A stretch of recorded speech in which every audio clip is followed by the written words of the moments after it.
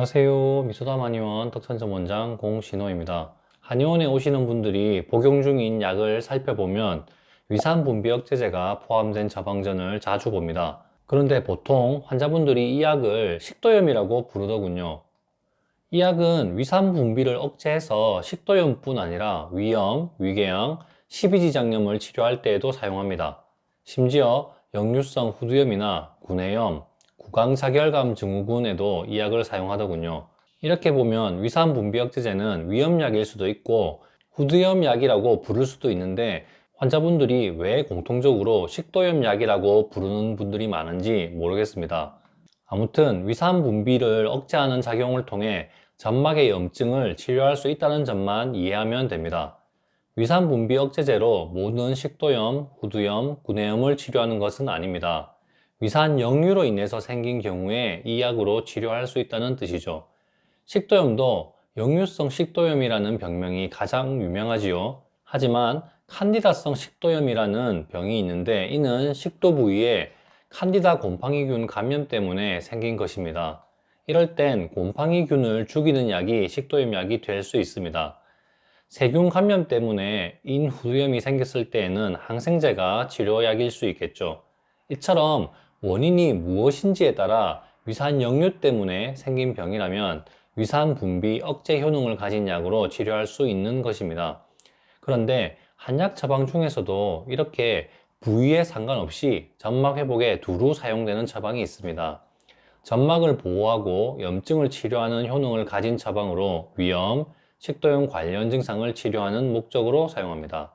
그리고 이 처방을 구내염, 설염, 인후염, 궤양성 대장염을 치료할 때에도 사용한 적이 있습니다. 소화관 내의 염증이라면 위아래로 부위에 상관없이 다 사용할 수 있습니다.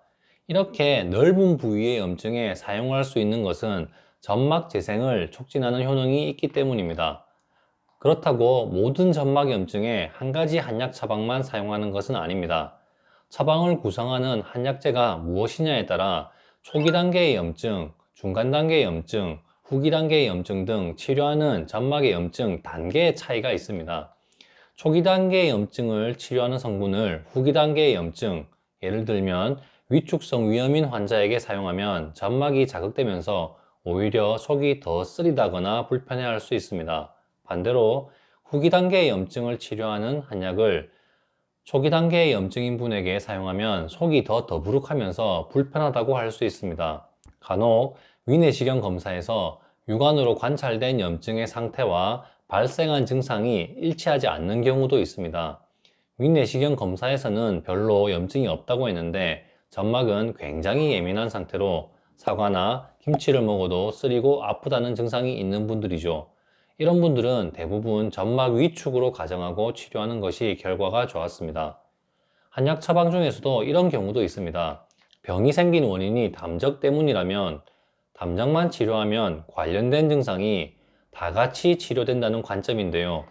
예를 들면 담적 때문에 소화불량 증상, 기능성 소화불량이라고 하죠. 이런 병이 생겼고 이 때문에 어지럼증과 두통이 생긴 사람이 있습니다. 이분은 담적을 치료하면 위장병 증상과 두통, 어지럼증이 같이 좋아질 수 있습니다. 담적 때문에 생긴 두통을 담골두통, 담적 때문에 생긴 어지럼증을 담골현운이라고 합니다. 담골두통, 담골현운에 사용하는 대표 처방이 바나백졸 참마탕이라는 약입니다. 처방에 어떤 한약재가 들어있나 살펴보면 이게 완전히 위장약입니다. 위장을 좋아지게 하는 약재로 두통, 어지럼증을 치료하는 것이죠. 더 나아가서 이 처방으로 체하면 등이 아픈 증상도 치료할 수 있고 담적 때문에 생긴 두근거림, 놀래는 증상, 자율신경실조증까지 치료할 수도 있습니다. 기능성 소화불량, 두통, 어지럼증, 자율신경실조증 전혀 연관이 없어 보이는 병이지만 병이 생긴 원인이 공통적으로 담적이라면 담적을 치료하는 한약 처방으로 이런 병을 모두 치료할 수 있다는 것입니다. 병명이 중요한 것이 아니라 병이 생기게 된 원인을 더 중요하게 보는 것이 한약 치료의 특징입니다.